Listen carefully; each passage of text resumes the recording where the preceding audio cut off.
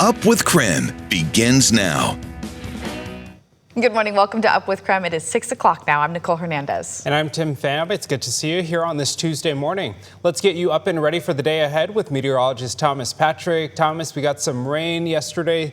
Some people may be waking up to some of those wet road conditions, but you said it's very small. We didn't receive that much. Yeah, at least in Spokane, officially just 0.03 of an inch of rain in the rain gauge that's out at the airport where those records are kept.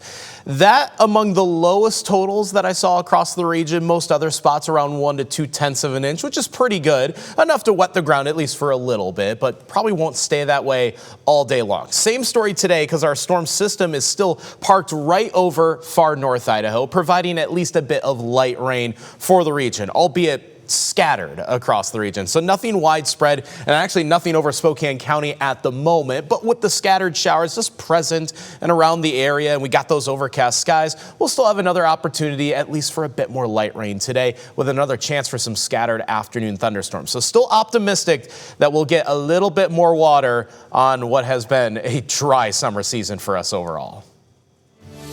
Quick live look at I-90 and Highway 2 this morning. You can see things looking fine there. We're not seeing any major backups or traffic on our roads this morning, particularly through I-90. We'll keep you updated every 30 minutes here on Up with KREM.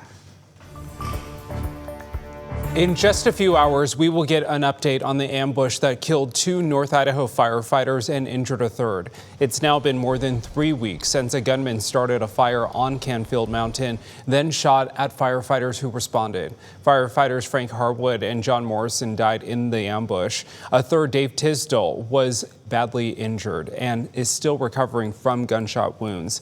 The Kootenai County Sheriff will give an update on the investigation at 10 a.m. today. We will bring you live updates on KREM 2 Plus. You can download KREM 2 Plus on your TV and watch for free. Well, Bryan Kohberger's sentencing is set for tomorrow morning. He pleaded guilty to killing 4 University of Idaho students: Kaylee Consalvis, Ethan Chapin, Xander Kernodle, and Madison Mogan. Their families will be able to speak during the sentencing, which we're expecting to last most of the day.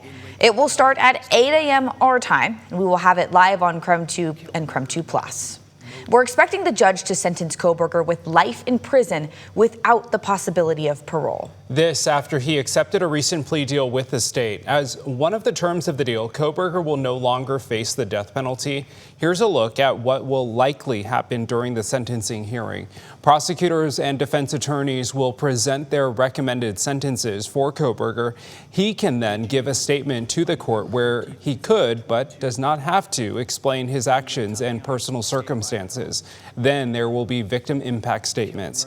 Judge Stephen Hippler will decide the order of these statements. Finally, he will hand down Coberger's sentence. However, Judge Hippler is not bound by the plea agreement and can order a different, lesser sentence. The judge has set aside a full day for tomorrow's hearing, and after the sentencing, the court will then begin a review to go over documents to determine what should and should not be released to the public. President Trump weighed in on this case on Truth Social. The president called the murders, quote, vicious, and described the students killed as 4 wonderful young souls. He said he hopes the judge pushes Coberger for answers as to why he committed these murders. At this point, investigators have not released any information about the motive for these killings. Our Amanda Rowley will be in Boise tomorrow, and we will have live coverage of the sentencing all day. We'll bring you the full hearing live on KREM 2 starting at 8 a.m. You can also stream our coverage on KREM 2 Plus, which you can download for free on your TV. The city of Spokane is set to pay more than $3.6 million in a wrongful death lawsuit. This is the latest on a story we've been covering for years. Spokane police shot and killed Robert Bradley in September of 2022. KREM 2's Brandon T. Jones live in the newsroom for us. Brandon, this recent settlement is one of several the city has actually paid out for in similar lawsuits. Tell us about it. Yeah, good morning, Tim. Nicole, that's right. And this settlement is now the second largest wrongful death lawsuit in the city of Spokane's history. Body cam footage released in 2024 shows officers approaching Bradley, who was near his vehicle, shouting at him to show his hands. The officers claim they shot Bradley because they thought he was reaching for a weapon, But investigators say Bradley never fired any shots, and his fiance says he was unloading their car after returning from a camping trip, unloading their guns back into the home. Spokane City Council is set to approve the resolution and their upcoming meeting on Monday. This payout, again, is now the second highest in city history. Back in 2022, the city and the family of David Novak agreed to a settlement of more than $4 million in damages. Novak was shot and killed by police in January of 2019.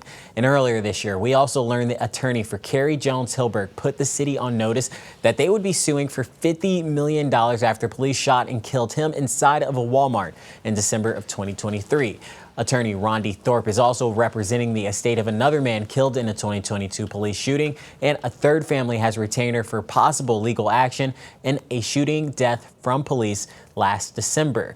As for that Bradley settlement, his fiance reached a settlement with the city earlier this year, and that was for $500,000 after she filed a wrongful death lawsuit in August of 2023. For now in the newsroom, Brandon T. Jones, KREM 2 News. New this morning, the city of Coeur d'Alene is looking at a potential property tax increase to help balance next year's budget. Our news partners at the Coeur d'Alene Press Report, Finance Director Katie Ebner told the City Council last night the proposal includes a 3% increase plus 1% from previously foregone taxes, which are taxes they could have collected but did not. This could mean about $100 more per year for a home with a taxable value of $1 million. Final decisions on the budget will be made later this year. And happening today, Spokane County Treasurer Mike Valls is hosting a Q&A tonight at 6 p.m. at the Airway Heights Library. He will cover exemptions, eligibility, and more. It is free and open to everyone. Well, two big wildfires are burning in Stevens County right now. One, the Hope Fire, has burned more than 7,800 acres near Northport. It destroyed 2 homes and about 20 other buildings like barns and cabins. More than 1,000 firefighters are working that fire, and they have it 45% contained now. Crews still have level 1 and 2 evacuations in place in the area, and investigators are still working to figure out what sparked the fire. The Lake Spokane Fire is the other wildfire burning in Stevens County out near Tum Tum. That one has burned more than 2,300 acres. This one sparked more recently, so crews only have this one 1% contained. About 200 firefighters are working this fire right now. DNR says it destroyed 1 structure. Level 3 evacuations are in place for the Happy Hills area. Emergency responders say about 200 people have had to evacuate. There are also level 2 get ready evacuations on Highway 291 going north to Highway 231 and Rail Canyon Road. And it's not just people evacuating the Lake Spokane Fire. Many also evacuated their horses and their livestock as the flames got closer. KREM 2's Cody Proctor went to Springdale, where some of these animals found a place of refuge. Right behind me is the Springdale Rodeo Grounds in Stevens County. While this is usually the spot for the Frontier Days Rodeo, it has a second purpose during fire season. You'd think it's quiet at the Springdale Rodeo Grounds. We have But walk through the gates some horses back here and then more down here. and you'll find a place of refuge from the Lake Spokane Fire burning in Stevens County. Heather Hewlett with the Springdale Frontier Days Rodeo Association says it didn't take long after the flames took off for the first animals to arrive. Maybe an hour, 2 hours after the fire started, we already had a group of horses down here. With a handful of horses and cattle dotting the back pens of the rodeo grounds, it's now up to Hewlett and other volunteers to take care of them. Okay. It's not the first time they've been a place of safety. Sad, huh? Hewlett says they started working as an evacuation center for large animals 10 years ago. The firefighters needed to have a place to stay, and so we said just use the rodeo grounds. And then we kind of thought, well, why don't we just let animals come here? I mean, we're not using it in the off season, really. That led them to opening up the arena, and they've stayed busy during the wildfire season since. We start planning for it months in advance. Even not to be morbid or anything, but we know it's fire season, and we're hoping we never have to use it, but then we have it in place already if it does need to be used. Now when fire does start, the Rodeo Association's ready to help. Hewlett says they have plans to expand in the future to make more room for both people and livestock. This community's our family, Springdale's our family, Ford's our family, and so, I mean, we just will help out our family.